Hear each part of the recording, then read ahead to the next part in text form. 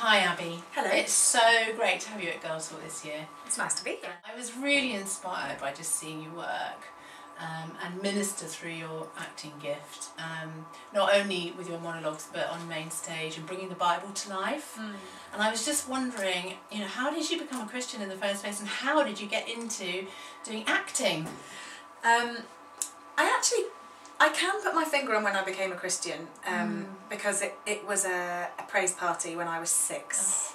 Oh, I remember those praise parties. I took all my children. And I remember making a decision that day that I want this decision to be mine, not the decision of my family. But I was very blessed to grow up in a family with a strong faith, and that my parents had always been honest about what they believed and why.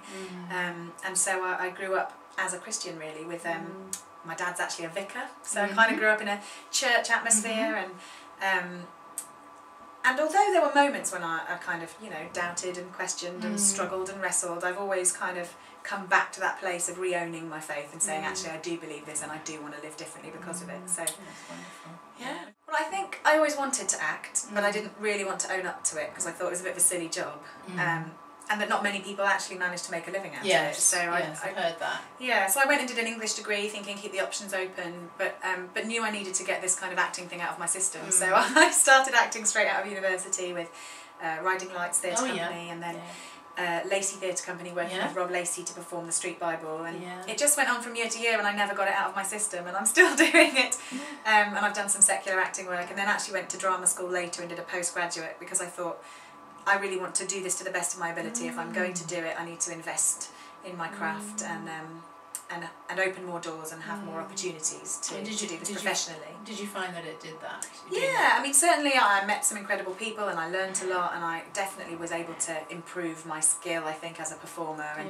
And I wasn't writing all that much before then either, and I'm writing a lot more now, and I think that was a bit of a turning point in that sense. So I certainly don't regret it.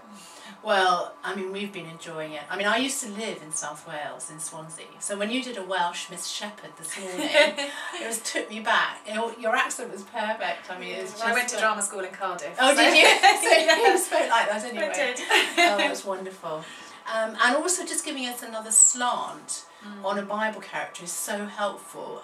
Understanding the inner story of people, what's going on in their heart, and I thought you brought that to life. Well, that's the thing. I think we can really easily forget that the people in the Bible are real people. Yeah. I mean, there are some are characters in stories that Jesus told or whatever, but many of them are real people with real experiences and real history. And I think I'm so inspired by the Bible and by those people. I just wanted to explore, if they thought like we think, and they had emotions like we have emotions, and it's not just a kind of a dry narrative. God was there, and God is in people, and so I kind of wanted to explore how to tell those Bible stories and remind us that they're real people and that they face the same things we do. He danced around the living room all night, recklessly filling glasses with Chateau Neuf Tequila that wasn't on special offer. So we're having this wild impromptu party. And Zach is like a different person. He's throwing money at people. He's like someone I'd actually like to be married to. I blame that Jesus. One meeting with him and Zach's instantly a new man. Years of hard graft I've put in, trying to make him at least a little pleasant occasionally, and Jesus, well, put me in mind of a stiff lid on a jar. I must have been loosening it all these months for Jesus to just come along and let's enjoy it. Have you had any feedback from people about how they've ministered to them over the years? In lots of different ways, actually. Yeah, I mean, for a start, I love it that people just enjoy them. Yeah. That they, you can just read the monologues that I've written and think, well, that was fun, and it might make you laugh, it might make you smile, it might make you think, it might make you cry. And some people are also, a few non-Christians who read them are kind of saying, oh, I've never kind of thought about faith in this way, and it's opening up new doors and new opportunities in that sense. And they work differently for all sorts of different people, I think. I think God does what he does, and all you need to do, and all I like to do is just tell the story, you know. I'll tell the story and God can do the rest. Use it as he wants to. I just wondered what you have seen. You've been around many churches, you've seen many situations, maybe different denominations and different kind of settings.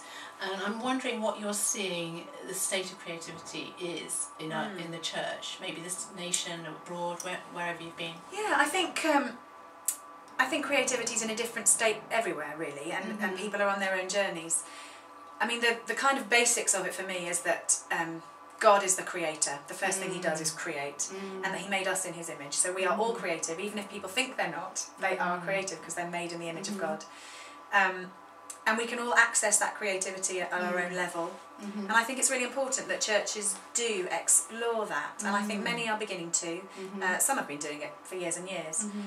But then there's a sort of another level whereby some people are called to do it on a higher level in terms of as a career or as a ministry or in a professional way. And I think the great thing about church is that it can work on lots of different levels, that actually it should be accessible for everybody, and many churches are doing great productions at Christmas and Easter and particularly working with their children and youth. They're getting creative, and we should be able to use all of our beings, all of our bodies, all of our brains, all of our emotions to praise God and to worship God. And so that involves art, it involves sculpture, it involves music, it involves dance, it involves theatre, everything, creative writing.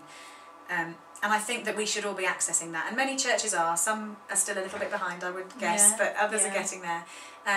But then I think we also need to support those who are doing it on a professional level, because to make a living it's almost impossible.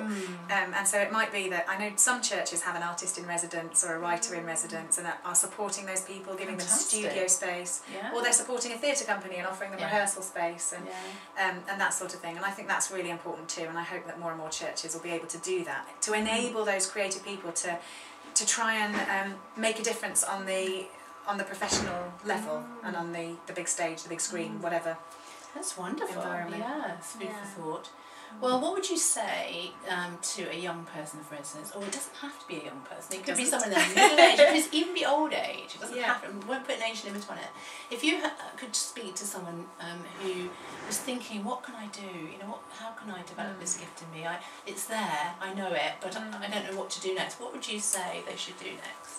I think you just have to start somewhere. Yeah. And it might be that if you've got this kind of little niggle to start drawing or painting or making jewellery, just do it and start somewhere and start expressing yourself privately. Maybe gather a few friends together, start doing it together. I'm actually in a little group that meets on Thursday nights just to make stuff. And I'm not particularly a makey type, but it's great, and the relationships that I've built in that group have been amazing, and we're learning to express ourselves. So just do it and start, and then find the other people who are doing it is the next move, really, and to get that support and to work together. And if you can find other people with the same sort of passion, that can be the hard thing, actually. Once you found them, to encourage each other and to keep going and keep going. And surf the internet for resources, for support. There's great stuff out there. There is. And I think you have to dig to find it, but there is support to be found. And if you're a professional, there are things like the Arts Centre Group, Christians in Entertainment, various other organisations that support people who are working in the arts. But as an amateur too, there's a lot you can grab onto as support, and there are books you can read. And I don't recommend any in particular, but there is stuff out there to help you. I will recommend one in particular. Actually, there's a book called The Artist's Way. Right. And I know a lot of people have really been, I haven't actually read it, but many of my friends have worked through it, and there are exercises to do that, and they've said it's really opened up new worlds for them and released them. So perhaps that's one to try. Who's that by? Do you know, I can't remember. Okay, so The Artist's Way. The Artist's Way, you'll have to Google it. Alright. And then a word to pastors, because I'm also a pastor, so you know, I know you want churches to support, so you know, speaking to me as a church leader, what would you say you've got your chance to? I think many artists leave the church because they feel undervalued or misunderstood, and that it's not for them.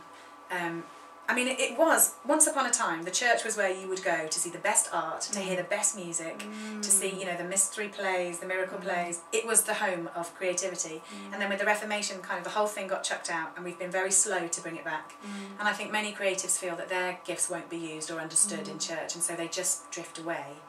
And so I think it's important to listen to creative people who've got this buzz, and when they say, I've just got this idea, we have to be doing this, this and this. I know as when you're in a position of leadership, it can be like, oh, grief.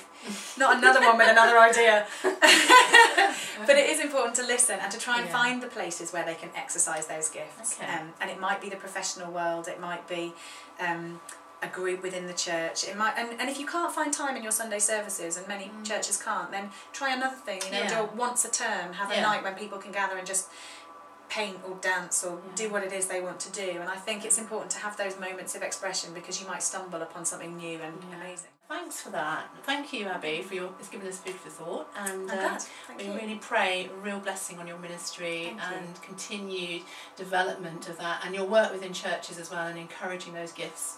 We pray a real blessing on that too. So thank you.